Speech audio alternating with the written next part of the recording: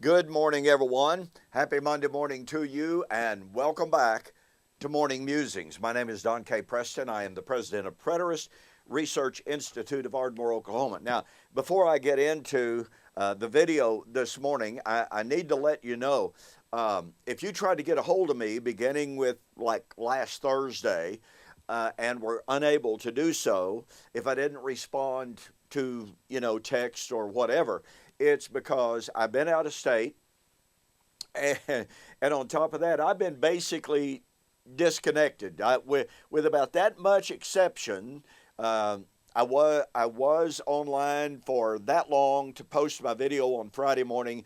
Other than that, I have been basically disconnected, and I have to tell you something.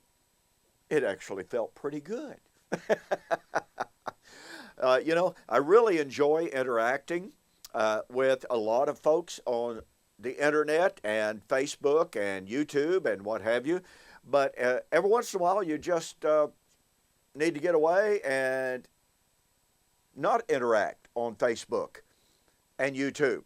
I mean, as you well know, some folks on Facebook and YouTube lack a little bit of, shall we say, decorum. Christian decorum.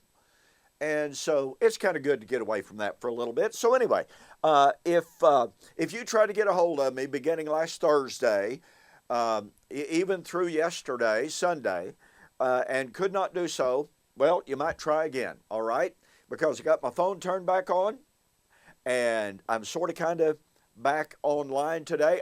Needless to say, I am way up to over here in communication, emails, correspondence that I've got to get caught up with. So we'll see how that goes. All right.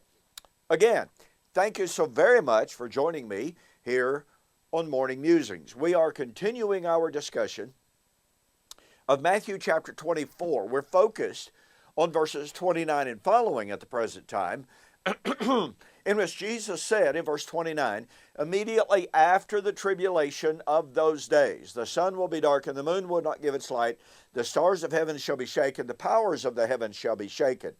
Then they will see the sign of the Son of Man in the heaven, and then all the tribes of the earth shall mourn. Now look, folks, as I've shared with you over the last 2 or 3, 4 videos, this is taken directly from Zechariah chapters 12 through 14. And there can be absolutely zero doubt that Zechariah 12 through 14 posits this mourning of the land, pardon me, at the time of the judgment of Old Covenant Israel. Now, I want you to consider this very, very quickly. This prediction of the time of the mourning of Israel is also the time of the opening of the fountain for the cleansing of the house of Israel, the house of Jacob, the house of Judah. Zechariah chapter 13, verse 1. So, this is the time of bringing God's old covenant soteriological and eschatological promises that were made to Old Covenant Israel to their consummation. If you say that Zechariah 12 through 14, and thus Matthew 24, 29 to 31, and thus Revelation 1 verse 7, if you say that those prophecies and promises have not yet been fulfilled, then of absolute logical and scriptural necessity, you are saying that God's old covenant remains valid today because the promises remain valid. Those promises were found, obviously, in the Tanakh. So, if those promises of the time of all the tribes of the earth mourning, of the time in which the opening of the fountain for the cleansing of the house of Judah, and oh, by the way, that fountain would flow out of Jerusalem and flow to all of the nations, Zechariah chapter 14, 7 and 8. So it would be open in Israel, in Jerusalem, and flow to all nations, just like Ezekiel 46 and 47 describes. But once again, if you say it has not been fulfilled, then number one, the old covenant remains valid. Look, you can't have the passing of the old covenant and yet say that the promises of the old covenant remain valid. The covenant and the promises go hand in hand. Therefore, to reiterate, if Zechariah 12 through 14 has not been fulfilled, if Matthew 24:30 has not been fulfilled, if Revelation 1 and verse 7 has not been fulfilled, then God's Old Covenant promises made to Old Covenant Israel remain valid. Well, that means that Old Covenant Israel remains God's covenant people. Do you remember what Jesus said in Matthew chapter 5, 17 and 18? Do not think that I am come to destroy the law and the prophets. I am not come to destroy, and by the way, that's an elliptical statement. Jesus was saying, I did not come to destroy the law and the prophets, but to fulfill the law and the prophets. That's an elliptical statement. He was including the prophets in what had to be fulfilled. So he continues by saying, verily I say unto you, until heaven and earth passes away, not one jot, not one tittle shall pass from the law and the prophets until it is all fulfilled. Once again, therefore, not one jot, not one tittle of the law. That's the old covenant law. That's the law of Moses. That's the prophets like Zechariah 12 to 14. Until all of the prophets would be fulfilled, not one jot, not one tittle of the entirety of the old law, that is inclusive of the law of Moses, would pass away. And yet, paradoxically, 99.9% of all Christianity says, oh, well, the law of Moses passed away at the cross. Well, if the law of Moses passed away at the cross, it could not do so until all prophecy was fulfilled. I did not come to destroy the law and the prophets, but to fulfill the law and the prophets.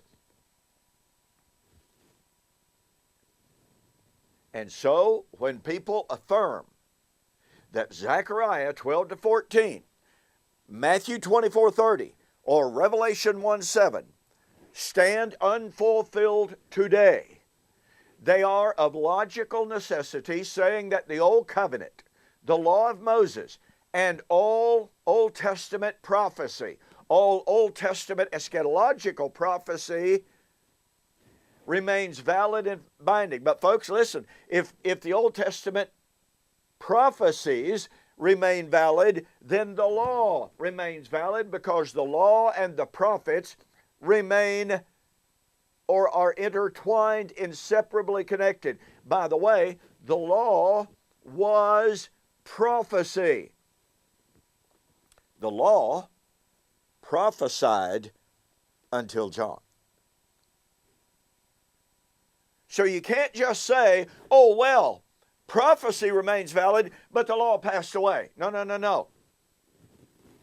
The law, that's the law of Moses, prophesied.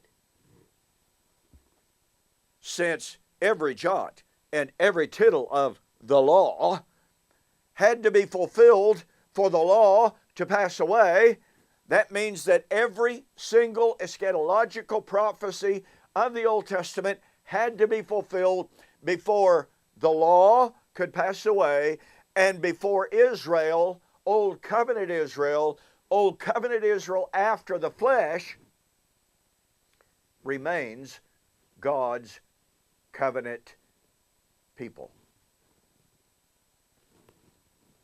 You see the problems that we are presented with when we try to say, oh, well, Zechariah 12 to 14 hadn't been fulfilled. Matthew 24, verse 30, has it been fulfilled? Revelation 1, verse 7, has it been fulfilled? Well, if they're not fulfilled, to reiterate, the law and the prophets, every jot, every tittle remains valid today. Hey, thanks for joining me for this morning's morning musing. Do not forget, okay, boy, you know what? February's almost gone. Don't forget our February 3-book special. If you ordered them separately, that would cost you right at $60, okay? But for the month of February, and this is for continental U.S. orders only, I cannot make this offer for out of the continental U.S. Orders, including Canada, unfortunately. So, total delivered price, February 2020, in flaming fire. The last days identified. We shall meet him in the air. Total delivered price, $40. Go to my website, donkpreston.com, bibleprophecy.com. There's a tab right up at the top. Just click on it, and it'll march you right through. All right? Well, tomorrow, we're going to be looking at Revelation 1, verse 7. Behold, he comes with the clouds, and every eye shall see him, even those who pierced him. Is that talking about a global event? Well, it's talking about the fulfillment of Zechariah 12 to 14, talking about the fulfillment of Matthew 24. It's not a global event. I'll see you on the flip side.